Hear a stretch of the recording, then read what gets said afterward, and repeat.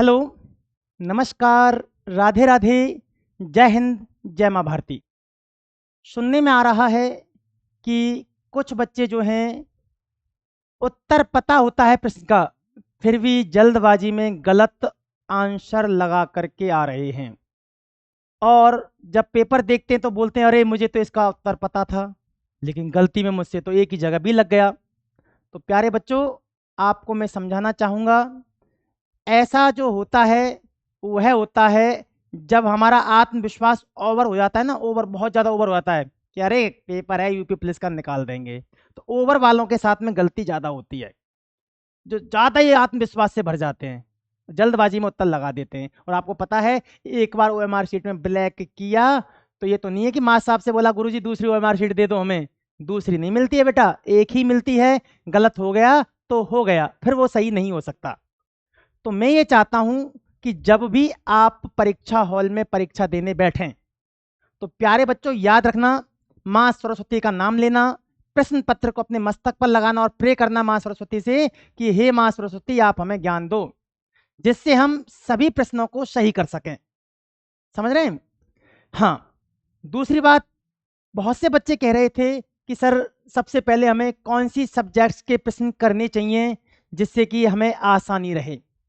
बेटा कहा गया है, first impression is last impression. अगर शुरुआत अच्छी है तो अंत भी अच्छा होगा, और शुरुआत अच्छी करनी है आपको तो स्टार्ट करना हिंदी से, क्योंकि हिंदी एक ऐसी सब्जेक्ट है जिसे आप बच्चापन से पढ़ते हुए आते हो और लाइफ टाइम तक बोलते भी हो पढ़ते भी हो, तो ज़्यादा समझ में आती है, ज़्यादा नॉलेज होती है आपको। तो जब भी आप प्रश्न पत्र करने बैठें तो सबसे पहले आपको हिंदी के जो प्रश्न हैं वहीं से स्टार्ट करना है। और जब स्टार्टिंग अच्छी होगी ना तो ऑटोमेटिक तुम्हारा आत्मविश्वास बढ़ जाएगा। और रीजनिंग या मैथ से करोगे ना, पहला ही प्रश्न तुम्हारा दिमाग खराब कर देगा, फिर पूरा पेपर तुम्हारा खराब हो जाएगा। बोलते ना, जब अच्छी शुरुआत होती है तो एंड और भी ज़्यादा अच्छा होता है प्यारे बच्चों। तो याद रखना इस बात को, सबसे पहले आपको हिंदी के प्रश्न करने हैं, उसके बाद आपको जीएस ले लेनी है, जीएस के प्रश्न करने हैं, टाइम बिल्कुल गंवाना नहीं है। उसके बाद रीजनिंग, क्योंकि सबसे बड़ा पार्ट जो होता है पेपर में यूपी पुलिस के में वो होता है रीजनिंग का, मेन पार्ट्स भी है वो। ठीक है, उसके बाद आप रीजनिंग को लें, और जितना भी समय आपके पास शेष बच रहा है उस समय में आपको मैथ के प्रश्न सॉल्व करने हैं प्यारे बच्चों। तो समझ में आ गई होगी आपको मेरी बात अच्छे तरीके से। घबराना बिल्कुल नहीं है, अगर घबराओगे तो गलती होगी। घबराना नहीं है बिल्कुल भी, बिल्कुल अपने मन को शांत कर लेना, आंखें बंद कर लेना 2 मिनट, और अपने मन में प्रे करना, माँ सरस्वती की तस्वीर अपने सामने ले आना, कहना माँ हमें बल दो, बुद्धि दो, और ऐसी बुद्धि दो कि पूरा पेपर हम सॉल्व कर दें अच्छे तरीके से और इस बार हम वर्दी पालें। मुझे पता है कि आपके अंदर ज्ञान की कोई कमी नहीं है, और आप कई वर्षों से लगातार निरंतर प्रयास करते आ रहे हैं कि हमें कैसे भी करके उत्तर प्रदेश पुलिस में जॉब मिल जाए और हम माँ भारती की सेवा में संलग्न हो जाएं। आपके अंदर माँ भारती की सेवा करने की सच्ची निष्ठा है, लगन है, और देश सेवा में आप वर्दी ना पहन के भी लगे हुए हैं, ये भी मैं जानता हूँ। बहुत सारे बच्चे वर्दी नहीं है फिर भी मातृभूमि की सेवा में सदैव खड़े रहते हैं, क्योंकि भारत जो है वह है देशभक्तों का और महापुरुषों का देश है भाई। तो आप सब भी उन्हीं के वंशज हैं, उन्हीं से आप सब ने सीखा है आपस में प्रेम से स्नेह से रहना, और धर्म की रक्षा के लिए प्राण भी न्यौछावर कर देना। और देश तो सबसे पहले आता है, कुछ भी नहीं देश के सामने। तो प्यारे बच्चों यही आग्रह है मेरा कि जिन बच्चों के पेपर अब रह गए हैं, अब एक पेपर कल होना है 2 सिफ्टों में, फिर आपके 30 और 31 तारीख को पेपर होना है। ठीक है, कल मैं फिर एक मैराथन लेकर के आ रहा हूँ शाम को 4-5 घंटे की। ठीक है बेटा, तो जिन बच्चों के पेपर रह गए हैं 30 और 31 तारीख के, वो कल की मैराथन में जुड़ जाना, क्योंकि वहाँ आपको बहुत कुछ सीखने को मिलेगा। पूछो उन बच्चों से जिन्होंने मेरी मैराथन पिछली ली है। भाई मैं अपने मुंह से कहूँगा तो अच्छा नहीं लगूंगा, आप जाके एनालिसिस वाली वीडियो देख लेना और मेरी मैराथन की वीडियो देख लेना।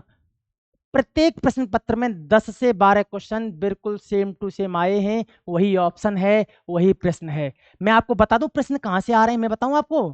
अब सर आपने कैसे कर दिया कि आपका पेपर आ गया? पेपर नहीं आया बेटा, याद रखना है जो प्रश्न जो आ रहे हैं वो विगत वर्षों में जिन परीक्षाओं में प्रश्न पूछे गए, चाहे वन रक्षक भर्ती परीक्षा में प्रश्न पूछे गए हो, चाहे पटवारी वाली परीक्षा में, पटवार की परीक्षा हुई थी उसमें से प्रश्न आ रहे हैं, वन रक्षक भर्ती परीक्षा में से प्रश्न आ रहे हैं तुम्हारे बेटा, है ना, ग्राम विकास अधिकारी में से प्रश्न आ रहे हैं, यहाँ तक कि जो टेट का एग्जाम हुआ था 19 में, टेट के प्रश्न भी हिंदी के यहाँ पर पूछे गए व्याकरण से। तो फिर डालो प्रैक्टिस सेट जो है ना, प्रैक्टिस सेट आपके, उन प्रैक्टिस सेटों में वही प्रश्न दिए हुए हैं विगत वर्षों में आए हुए हैं। जो ये यूट्यूबर नए नए प्रश्न करा रहे हैं ना, कठिन कठिन प्रश्न करा रहे हैं और कह रहे हैं बेटा यूपीएससी तक का भी लेवल हमने करा दिया, वो तुम्हें मूर्ख बना रहे हैं, याद रख लेना बेटा। क्योंकि कंपटीशन में, यहां मैं उत्तर प्रदेश पुलिस की बात कर रहा हूं, तो उत्तर प्रदेश पुलिस के पेपर में जो क्वेश्चन आते हैं वो 6 to 12 आते हैं। जिन बच्चों पे आर्ट्स होती है 6 to 12 सारा पेपर वहीं से, 6 to 10th हिंदी उठा लेना, व्याकरण की किताब ले लेना, एक भी क्वेश्चन वहां से बाहर नहीं, सिंगल क्वेश्चन बाहर नहीं है। लोकोक्ति, मुहावरे, अव्यय, संज्ञा, सर्वनाम, रस, छंद, अलंकार, सारे प्रश्न वहीं से आए, 10th तक की किताब, 6 to 10th।